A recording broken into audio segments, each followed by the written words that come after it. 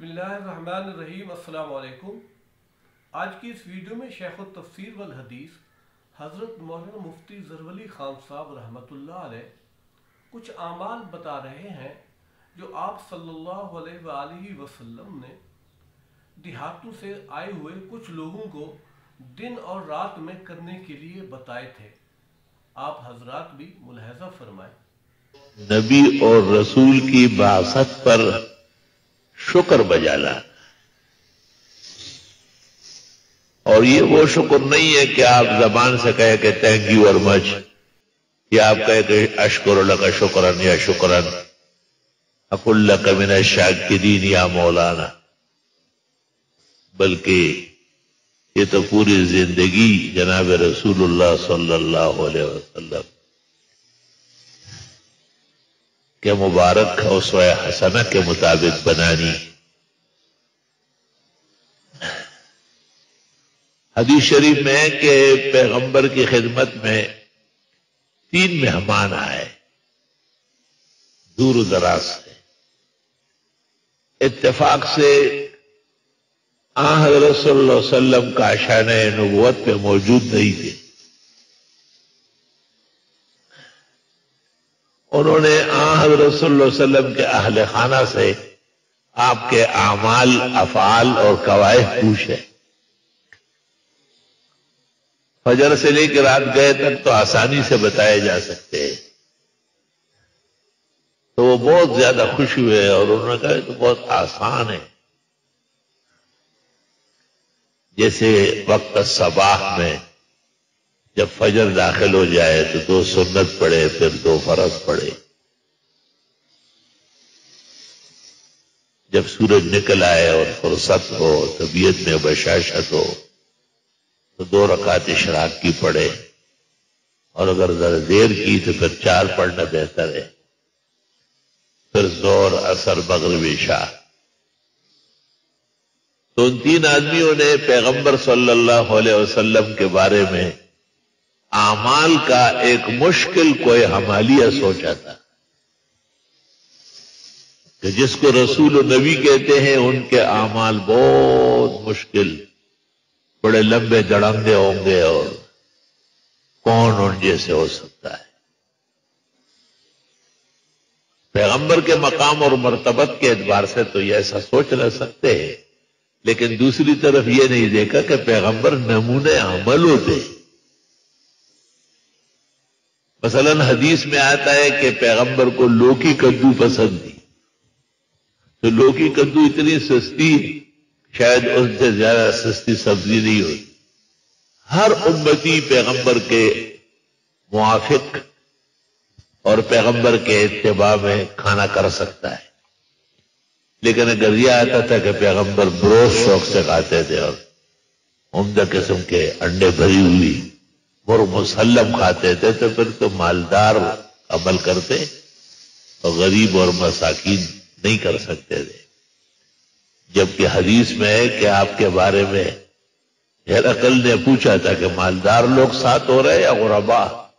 انہوں نے کہا غربا ساتھ ہے۔ آپ نے کہا وَكَذَلِكَ الرُّسُلُ وَهُمْ أَتْبَاعُ الرُّسُلِ، ہمیشہ نبی اور رسولوں کے ساتھ یہ عاجز اور مسکین لوگ ساتھ ہو۔ جناب رسول اللہ صلی اللہ علیہ وسلم کے آسان آسان اعمال ہے۔ حدیث شریف میں آپ کے سامنے ایک مشکل عمل، ایک آسان، دونوں ہوتے تھے تو آپ آسان اختیار کرتے تھے تاکہ امت کو سہولت رہے، آسانی رہے۔ اگر 2 عمل ایسے ہو جیسے ایک ہم اور آپ بیٹھے ہوئے ہیں ٹھنڈے پنکھوں کے نیچے، خوب بہترین ماحولیات ہے، اور ایک طرف دوسرے لوگ ہیں جو باہر نکلتے ہیں، ہنگامے کرتے ہیں، ریلیاں اور جلوس سجاتے ہیں، تو آسان عمل جس میں زندگی ہمیشہ استعمال ہو سکتی ہے، نہ روز کوئی جلوس نکال سکتا ہے اور نہ ریلیاں، نہ اور سجاوٹ اور چراغاں، یہ تو صرف خیالات ہے، حقیقت یہ ہے کہ اس میں نقصان بھی ہے۔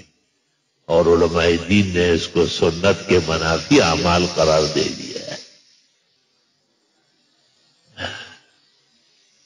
لا الہ الا اللہ وحدہ لا شریک لہ لہ الملک ولہ الحمد وعلی کل شیء قدیر۔ تو ان تین آدمیوں نے جب حضرت صلی اللہ علیہ وسلم کے اعمال مبارکہ سنے، فَكَأَنَّهُمْ تَقَالُّوهَا، ان کو بہت ہلکے پھلکے لگے، اور انہوں نے کہا، ایک نے کہا کہ میں تو عمر بھر روزے رکھوں گا، کبھی بھی بغیر روزے کے نہیں رہوں گا، تاکہ کمی کوتاہی میری پوری ہو جائے۔ دوسرے نے کہا میں رات بھر جاگوں گا، کبھی بھی سوؤں گا نہیں،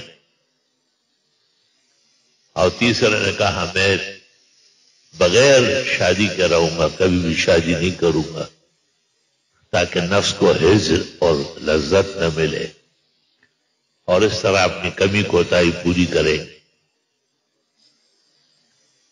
یہ باتیں جب ختم ہو گئی اور قریب تک کہ وہ تین آدمی روانہ ہو جاتے ہیں، تو جناب رسول اللہ صلی اللہ علیہ وسلم تشریف لے آئے۔ گھر سے بتا دیا گیا کہ اس طرح تین مہمان آئے، ہم نے آپ کے اعمال کا جو شیڈول ہے وہ ذکر کیا، ان کو وہ بہت ہلکا پھلکا آسان لگا، اور انہوں نے یہ باتیں کہی۔ آپ فوراً باہر تشریف لائے اور ان سے کہا وہ تین آدمی تم ہو؟ انہوں نے کہا جی حضرت ہم ہیں۔ فرمایا انا اصوم و افطر، میں نفلی روزے بھی رکھتا ہوں اور بالکل نہ بھی رکھتا ہوں، وانا اقوم اللیل وارقد، میں رات کو عبادت بھی کرتا ہوں اور آرام بھی کرتا ہوں، ولی النساء، اور میری بیوی ابھی ہے، ایک بھی نہیں، 17 سے لے کے 37 تک، وانا رسول اللہ وانا اخشاکم باللہ واتقاکم، میں اللہ سے زیادہ ڈرنے والا ہوں اور خوب اللہ تعالیٰ سے خوف اور ڈر محسوس کرتا ہوں، اور تم نے کہا کہ میں شادی نہیں کروں گا اور میں رات بھر سوؤں گا نہیں اور میں ہمیشہ نفلی روزے سے رہوں گا، یہ تو میری سنت نہیں ہے۔ من رغب عن سنتی فلیس منی، جس نے میری سنت سے منہ موڑا وہ میرا امتی نہیں ہو سکتا۔ یہ حدیث کا ٹکڑا النکاح من سنتی کے ساتھ نہیں ہے، نکاح خوان وہاں ذکر کر کے غلطی کرتے، بلکہ النکاح من سنتی کے بعد کہے وفی روایہ، یا کہے وقال رسول اللہ صلی اللہ علیہ وسلم من رغب عن سنتی لیس منی، تاکہ پتہ چل جائے کہ یہ دو مستقل حدیثیں ہیں، ایک حدیث نہیں ہے۔ تو میری گزارش ہے کہ دیکھو حضرت نے ان کو سونے کی بھی اجازت دی، ان کو جاگنے کا بھی تاکید کی، اور ان کو عبادت کی بھی ترغیب دی، ان کو نفلی روزے کا بھی بتایا، اور یہ بھی بتایا کہ کبھی کبھی کئی اوقات گزر جاتے ہیں مجھے نفلی روزہ رکھنے کا موقع ہی نہیں ملتا۔ اللہ اکبر۔ ام المومنین عائشہ صدیقہ ایک روایت میں فرماتی ہے کہ پیغمبر کے زمانے میں نفلی روزے رکھنے میں بہت احتیاط کرتی تھی، اور حضرت سے پوچھتی کیونکہ آپ کو ضرورت ہو سکتی،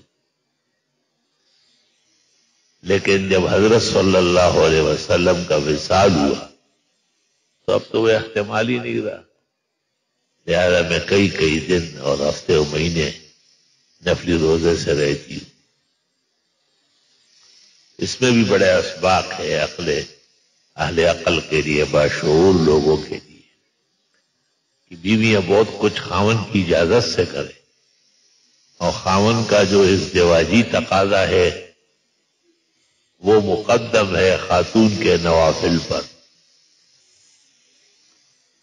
کیونکہ خاوند کو خاوند اس لیے کہا ہے، الخاوند تعالیٰ تو رب العالمین ہے، ایک مجازی مالک اور مختار اس کو دیا گیا ہے.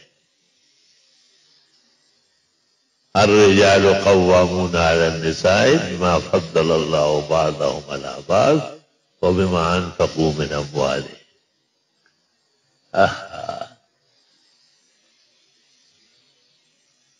تو میرے عزیزوں اور بھائیوں اور دوستوں، کوئی شک نہیں ہے کہ فخر المرسلین نبی کریم صلی اللہ علیہ وسلم تشریف لائے اور پوری دنیا منور ہو گئی، معطر ہو گئی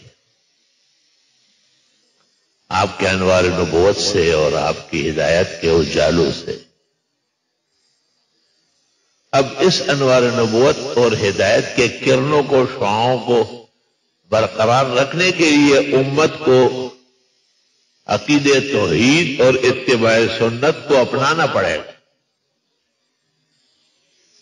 چنانچہ اس کی بدولت آج ہمیں اور آپ کو بہت آرام سے سنت نصیب ہوتی.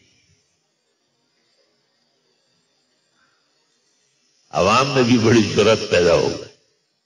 ایک شخص نے مجھے کہا کہ آج 12 ربیع الاول ہے اور تمام اسکرینوں پر آپ نظر آئیں گے اور یہ کالی پگڑی اور کالا جبہ نہ ہوتا. حالانکہ یہ مسئلہ میں نے بیان کیا کہ سفید پگڑی اور سفید عمائم، اور فتاوی شام میں اور محیط میں مبسوط میں تو لکھا ہے کہ جمعے کے دن خطیب اور امام کالی پگڑی باندھے. بن العباس کا عمل بتایا. میں نے ان احادیث کو جس میں پیغمبر کی ہمہ زندگی سفید عمائم سفید کپڑے رہے ان کو ترجیح دی ہے. لیکن کبھی کبھی جب آدمی اس طرح کوئی موقع ہو تو چلو جو سفید کے بجائے کالی پگڑیاں ہیں، کالے جبے، ان کو بھی موقع دے دیا جائے. پیغمبر مرسل سے تو فتح مکہ کے دن کالی پگڑی ثابت ہے. بخاری شریف میں کانت رسول اللہ صلی اللہ علیہ وسلم امامۃ سوداء یوم فتح مکہ. علماء کہتے ہیں کہ یہ کالا کپڑا جو ہے یہ خوشی کا لباس ہے، جبکہ اور لوگ سمجھتے ہیں کہ یہ ماتمی لباس ہے. نہیں، مکہ جب فتح ہوا تو وہ خوشی کا دن تھا، اور ایسا کہ قیامت سے پہلے اور قیامت کے بعد ایسا دن نصیب نہیں ہوگا. آپ بہت زیادہ خوش تھے اور صحابہ بھی. اور آپ نے کہا کہ آج کعبے کو بتوں سے ہمیشہ کے لیے پاک کیا جا رہا ہے، اور آپ نے کہا قیامت تک مزید کعبے کی بے حرمتی نہیں ہو سکے گی. بہت خوش تھے آپ. اور اس دن اتفاق سے آپ کے سر مبارک پر کالی پگڑی تھی. گائے گائے باسوانی قصہ پاری نہ رہا. تو کبھی کبھی ان سنتوں پر بھی عمل ہو جائے جو کبھی کبھی رہی ہے. بلا شبہ مداوم لباس پیغمبر کا وہ سفید، کیونکہ ابو بکر صدیق اور آپ جب ہجرت کر رہے تھے تو حضرت زبیر نے آپ دونوں کے لیے سوٹ سلوائے اور وہ سفید تھے. بخاری شریف میں ہے. مدینہ منورہ کے لوگ روزانہ صبح باہر نکلتے تھے، شام کو واپس آتے. ایک یہودی نے ان کو اطلاع دی کہ میں بھیڑ بکریوں کا ریوڑ لے کے آ رہا تھا اور آپ کے وہ پیغمبر وہاں اپنے ساتھی کے آ رہے تھے. کانا مبیضین، دونوں سفید پگڑی اور کپڑوں میں تھے. بعض لوگ کہتے کہ خیر ہے سفر میں کالے پہن لیے جائے. تو میں کہتا ہوں سفر تو سب سے بڑا آخرت کا ہے، اور ہر مردے کا کفن سفید ہوتا ہے. یہ عذر بھی زیادہ مضبوط نہیں. ہاں جواز کا انکار نہیں ہو سکتا.